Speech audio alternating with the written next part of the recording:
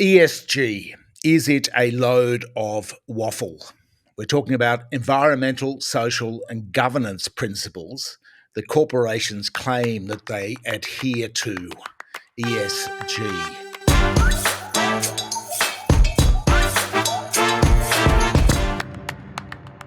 Just a quick house ad. We're nearly at 100,000 subscribers on YouTube. Apparently it's a bit of a benchmark, so if you can hit the bell, like and subscribe, that would be much appreciated. Help us get to 100,000. Apparently you get a plaque or something, but it will extend our reach. It will help get the message out there. I mean, can you have it both ways? Can you waffle about your commitment to lofty principles, but in practice do the diametric opposite? Let's take ANZ Bank and its ethics policy, where it claims, quite clearly, to pay heed to human rights principles. In fact, ANZ Bank is a signatory to the United Nations Guiding Principles on Business and Human Rights, the UNGPs, and also to the OECD Guidelines for Multinational Enterprises on Responsible Business Conduct. Is it responsible to support war crimes? That is the question. The chief executive of ANZ, Shane Elliott, he gets up next week in front of an elite business crowd at a ritzy hotel somewhere in Queensland, in Brisbane, to address the AICC. The AICC is the Australia-Israel Chamber of Commerce. The people that attend these lunches pay more than $2,000 a table.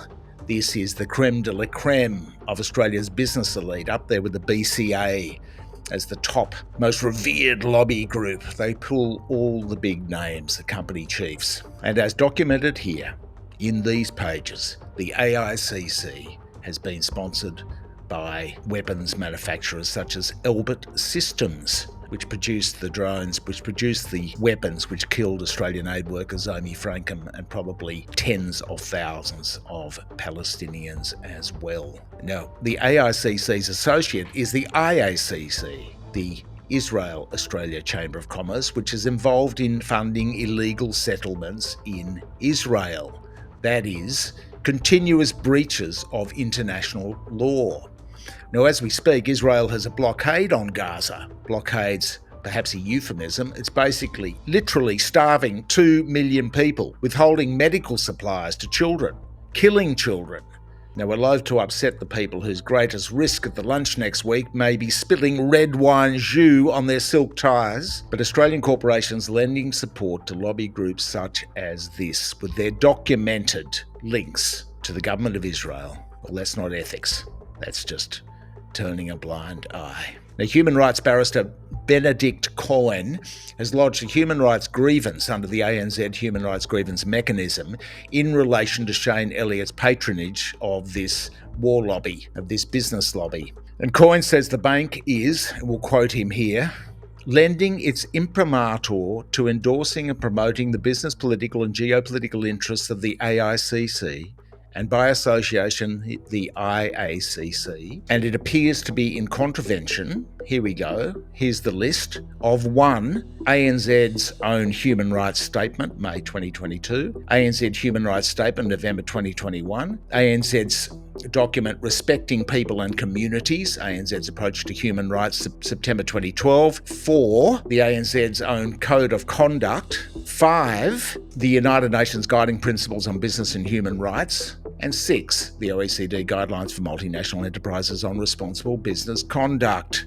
The ANZ, says Cohen, the barrister, is in breach of 6, at least 6 of its own commitments. Is it just waffle? What is the point of having these commitments? 6 of them. Now, if companies aren't fair income about it, why do they bother?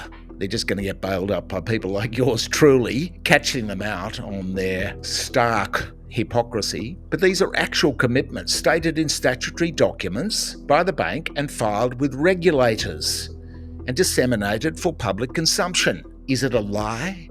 And on the other side, we've got actual war crimes taking place. That is incontrovertible, whether you support Israel or not. International law, actual breaches of international law, serial breaches. So when you touch base with them and you ask them why they are in breach of their own policies, you get, this is the media inquiry people, the teams of PR people at these banks, we politely decline to comment. We got one from Debbie Blakey, the head of HESTA as well, which is a sponsor which is involved with the AICC, super funds too.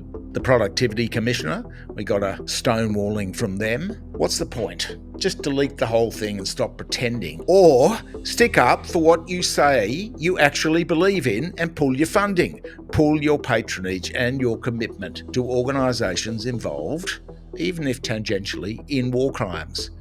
And people throw up their hands and they say about this whole thing, we've seen the damage to social cohesion here. People say, what can I do? It's too hard.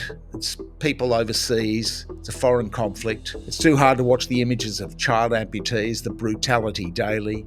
Better to turn away. Not our business.